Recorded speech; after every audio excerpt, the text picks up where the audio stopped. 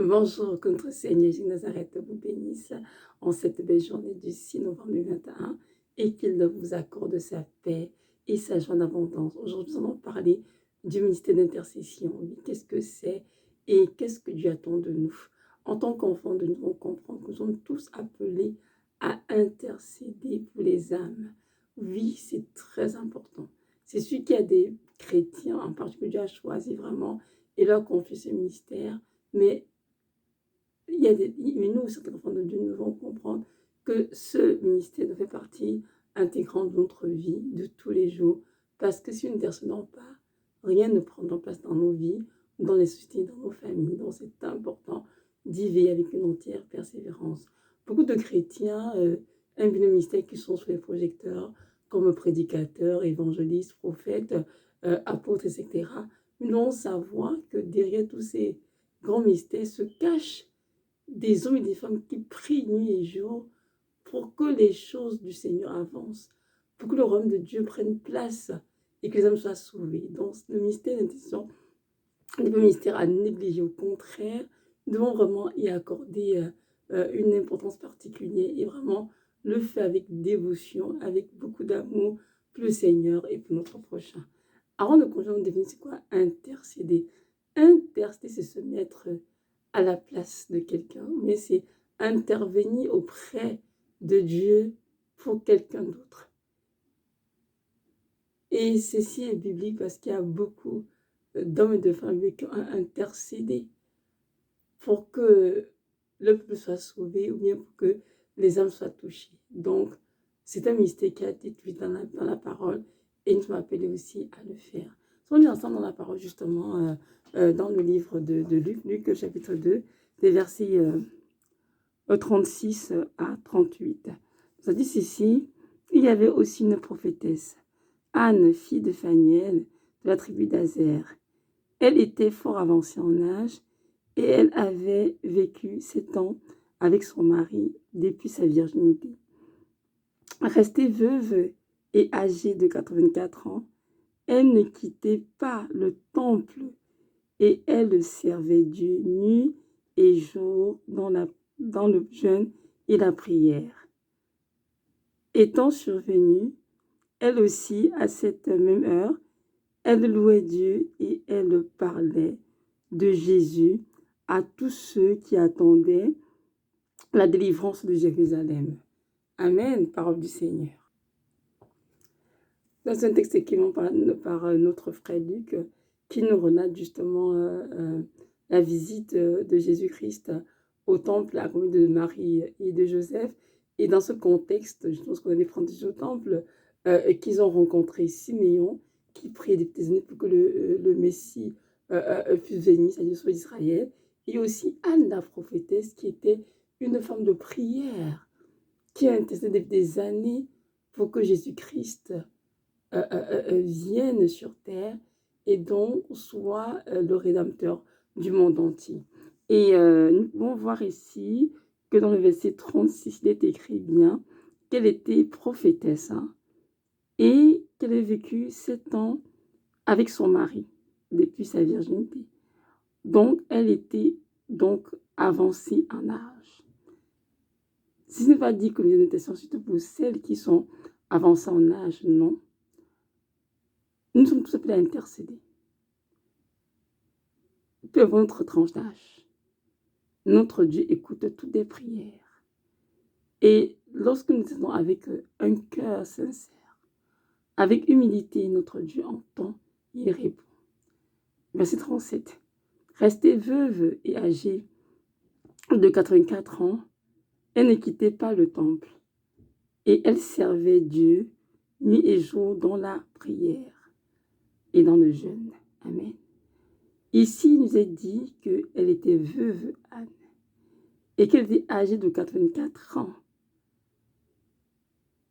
et qu'elle ne quittait point le temple et qu'elle servait Dieu nuit et jour dans la prière. On dit que Anne est une femme de prière qui passait beaucoup de temps dans le trône de Dieu à intercéder pour les âmes et pour le projet du Seigneur. Comme le projet, c'était que le Fils de Dieu vienne sur terre s'incarner en être humain Et elle a intercédé pour cela pendant plusieurs années. Et cela s'est accompli. Il est vrai qu'elle mentionne ici qu'Anne avait 84 ans.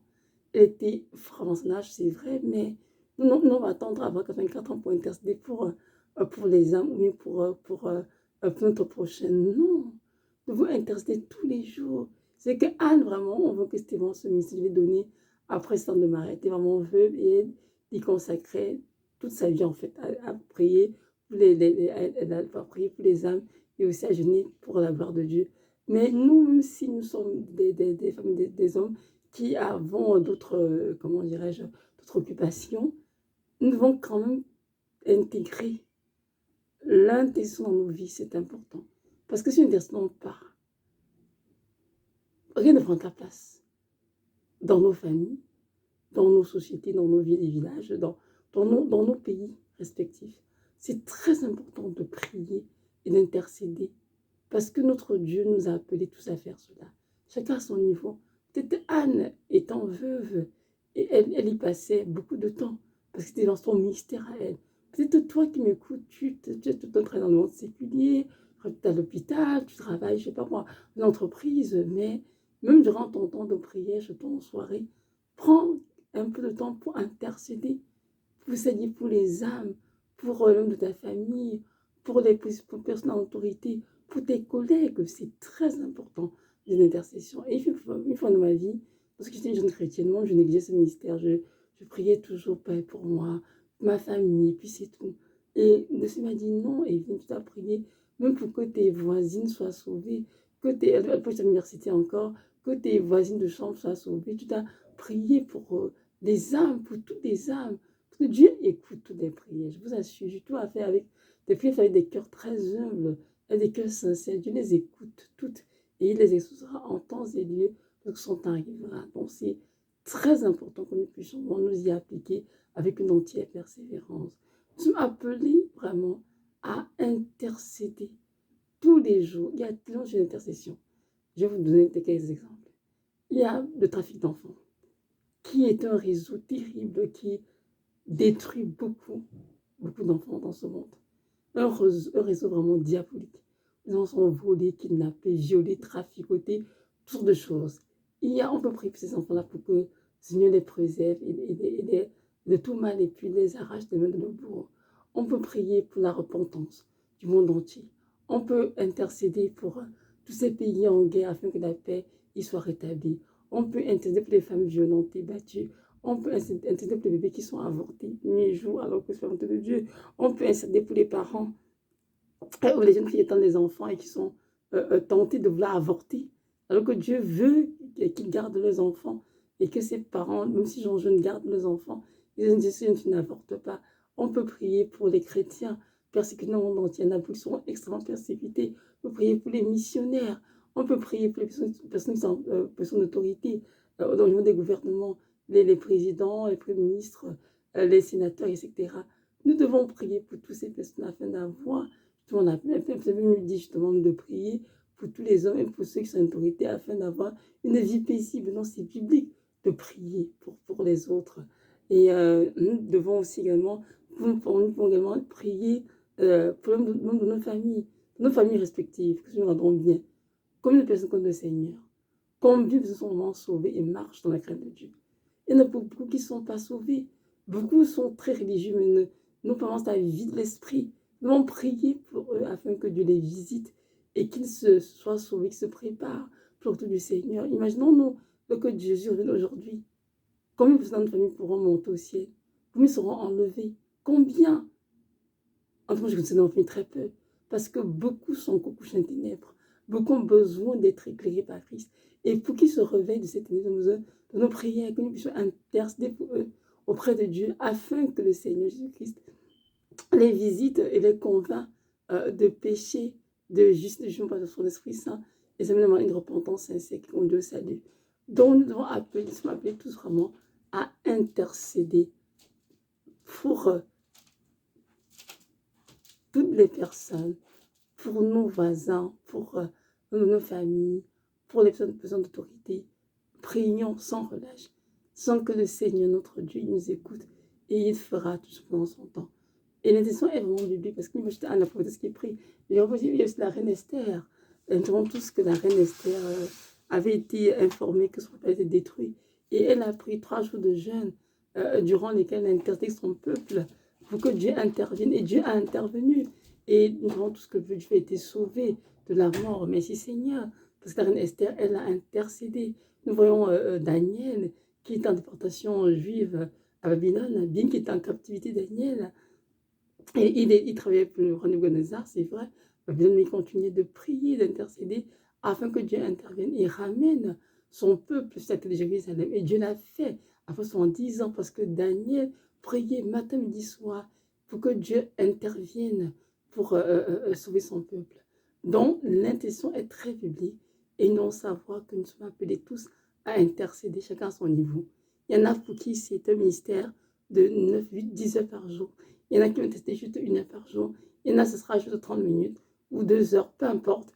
Chacun doit faire à son niveau ce que Dieu lui demande et vraiment intercéder pour le salut des âmes.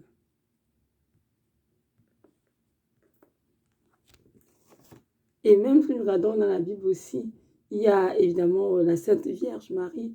Elle a beaucoup prié, beaucoup pour le salut des âmes. Et même aujourd'hui, bien qu'elle soit au ciel, c'est-à-dire au paradis, elle continue d'intercéder pour sauver des pécheurs et pour la sanctification des chrétiens, pour qu'ils soient prêts pour le du Seigneur.